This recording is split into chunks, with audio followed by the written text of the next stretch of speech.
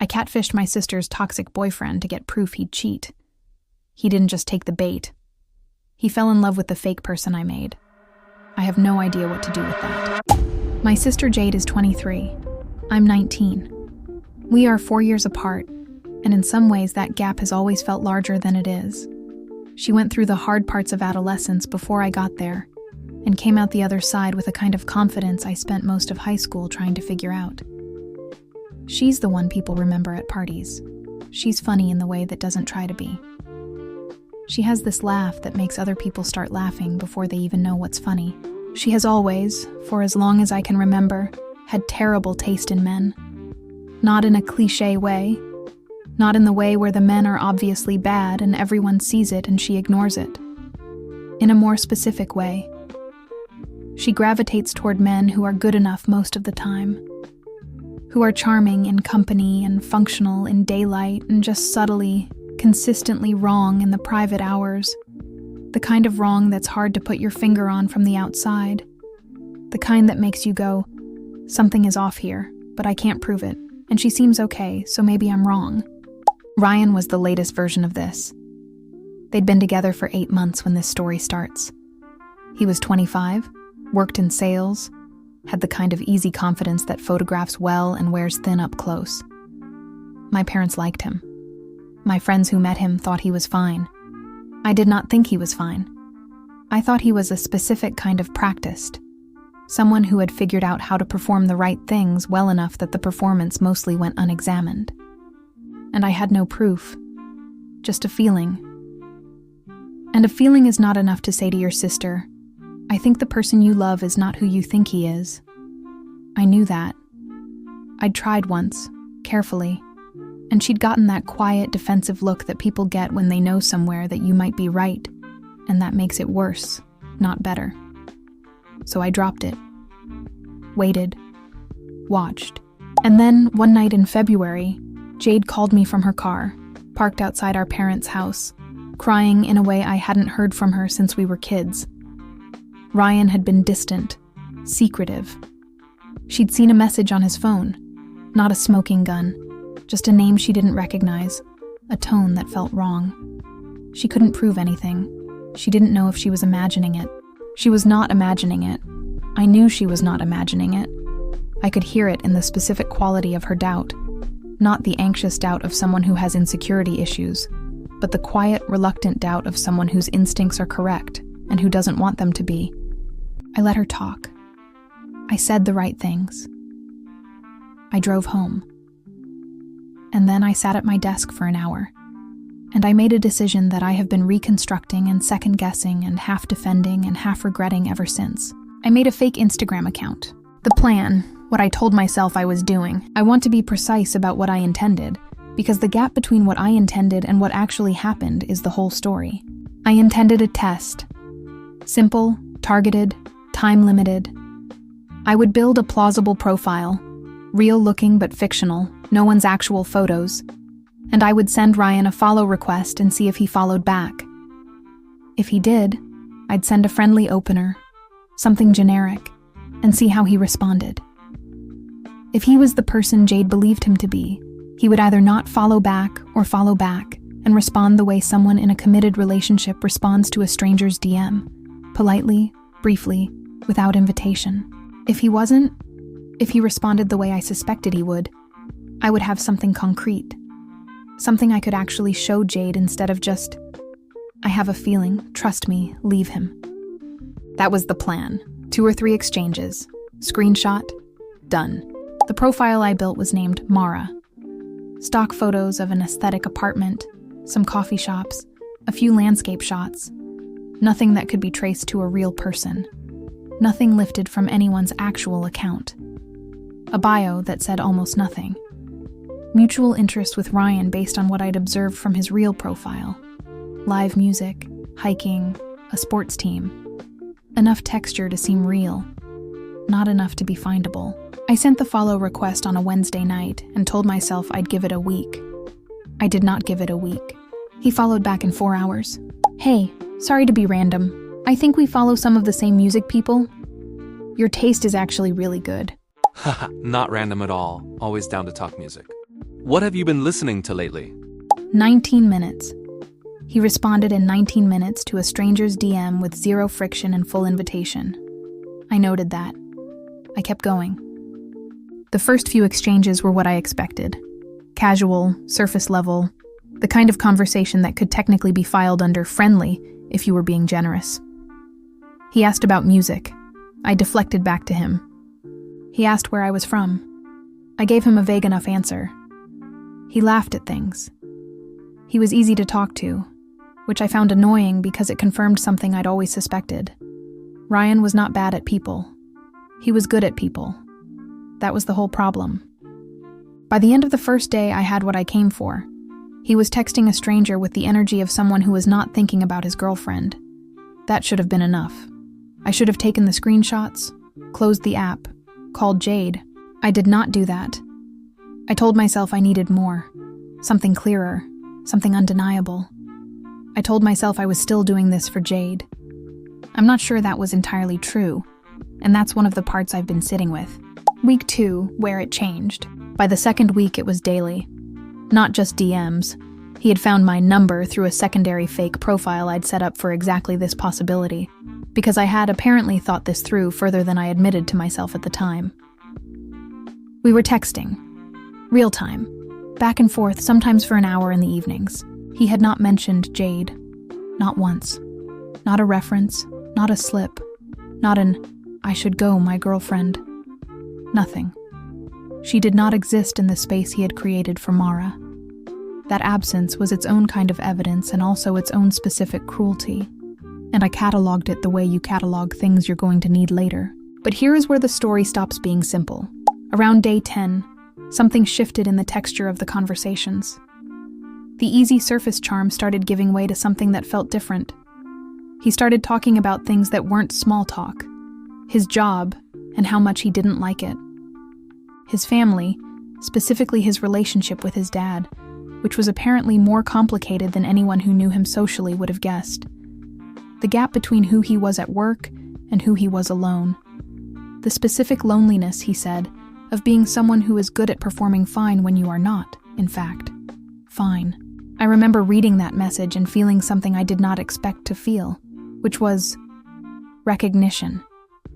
Not of him. I didn't like Ryan, and that hadn't changed. But of the thing he was describing. The performance of okay. I knew that thing. Most people do. I don't know, it sounds dumb, but I feel like I haven't talked to someone like this in a really long time. Like actually talked. Not just the surface stuff. I know what you mean. You're really easy to talk to, Mara. I closed the app and sat there for a while, because something uncomfortable was happening. The original plan was to catch someone behaving badly. To get a screenshot of a flirtatious exchange and hand it to my sister and say, "Here, this is real. You are not imagining it." What I was getting instead was something stranger. He wasn't just flirting. He was confiding. He was opening up to a fictional person in a way that, based on everything Jade had told me about feeling like she couldn't reach him, he apparently wasn't doing with his actual girlfriend. And I was responding. Not just performing Mara as a listening surface. Actually engaging. Actually saying things that were true. From my own life. Filtered through a fake name.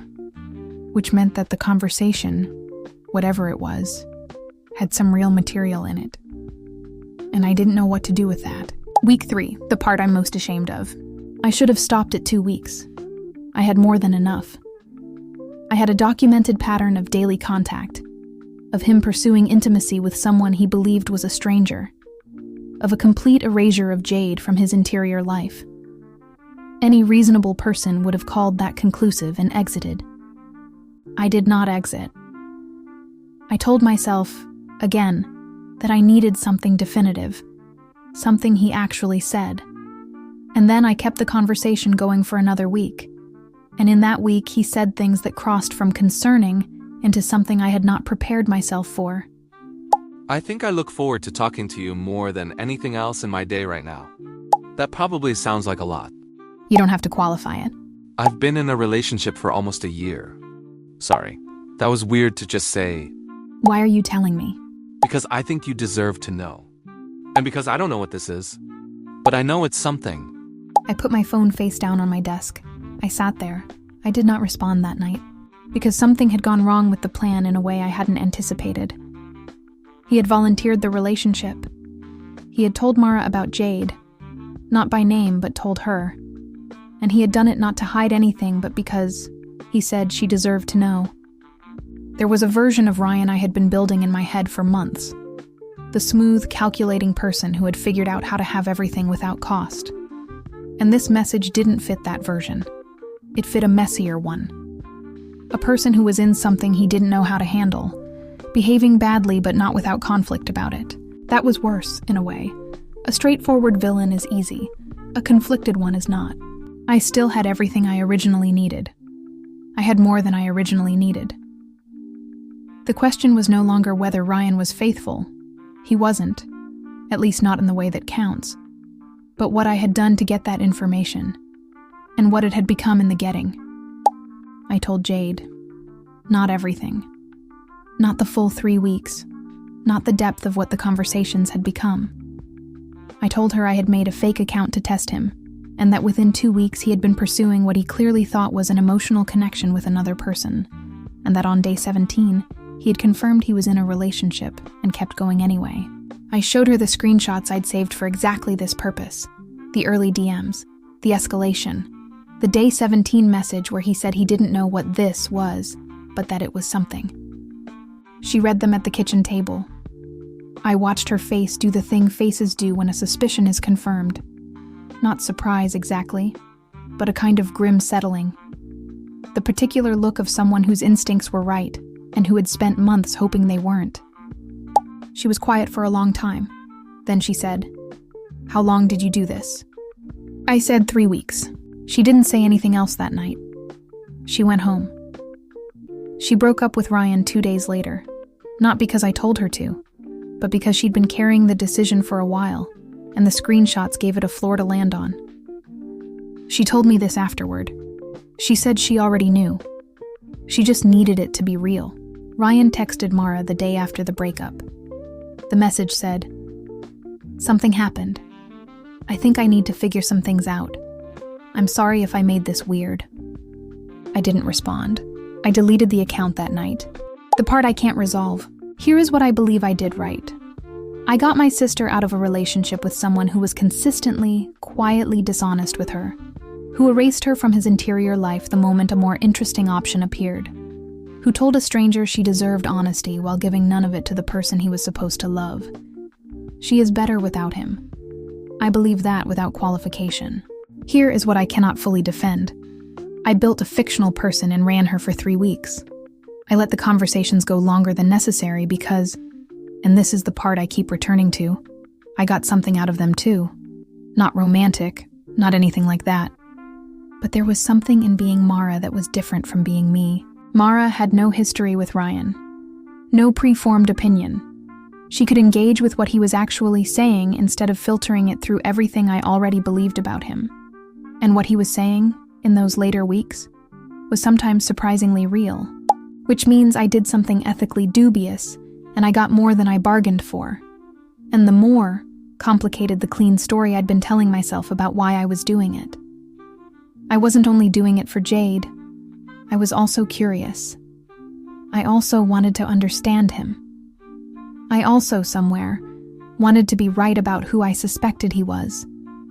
And when the evidence was more complicated than a clean villain, I kept going, trying to make it simple again. And it never got simple. He did not behave well. He pursued emotional intimacy with someone he thought was a stranger while in a committed relationship, admitted the relationship existed and continued anyway, and said things to Mara he apparently wasn't saying to Jade. Those are real failures. They're not canceled out by the fact that some of what he said was also genuine, or that he seemed, at moments, like someone who was drowning in something he didn't know how to name. But I also lied. I built someone who didn't exist and let her occupy 3 weeks of a real person's emotional life. Whatever he was feeling toward Mara, and by the end it was something I don't think I can argue otherwise, he was feeling it toward a construction. I made the construction, and then I deleted her without a word, and he sent one last message to silence. I think about that last message sometimes. I'm sorry if I made this weird. Said to no one, answered by no one. I don't know what he thought happened. I don't know if he ever figured it out. I don't know if not telling him makes me cleaner or dirtier than the alternative. Jade. Where things are now. She's okay. Better than okay, actually, in the way people sometimes are after leaving something they should have left earlier. There's a specific lightness that shows up when someone stops managing a situation that was taking a lot of quiet energy, and she has that lightness now. She laughs the way she laughs when nothing is weighing on her. She knows I ran the account for 3 weeks. She doesn't know the full depth of what those 3 weeks became. I've thought about telling her. I think she would understand, actually. She's not someone who deals in simple verdicts. But I also think some information exists in a form that doesn't help anyone by being shared, and I'm still deciding whether this is that kind of information. She thanked me. Simply and directly, the way Jade does things when she means them. She said, I know that was weird to do. Thank you for doing it anyway. I said it wasn't a big deal. That wasn't entirely true. She probably knew that too. Ryan, as far as I know, is fine, living his life. Probably doing the same things with someone new. Or maybe not. Maybe the 3 weeks of being Mara meant something to him in a direction I can't see from where I'm standing. That's the thing about operating through a fake persona. You can see what it draws out of someone, but you can't see what it leaves behind. And Mara is gone. Whatever she stirred up, she left without finishing it. I think that's the part that sits with me most. Not the ethics of the deception. I can hold that in a complicated but functional way. But the fact that something real happened inside something fake. And when I deleted the account, I didn't just end a test. I ended a thing. However flawed and constructed and dishonestly obtained, it was a thing that existed. And I ended it unilaterally and alone. And Ryan sent one message to silence, and I never answered. I don't know what the right thing to have done was, at that point. I'm not sure there was a right thing. I think sometimes you make a choice that starts small and solvable, and grows into something you didn't design, and then you have to decide what to do with the version that actually arrived, instead of the version you planned for. And whatever you do, it's going to be at least a little wrong. Jade is okay. That part I'm sure of. That part I'd do again. The rest of it I'm still working out.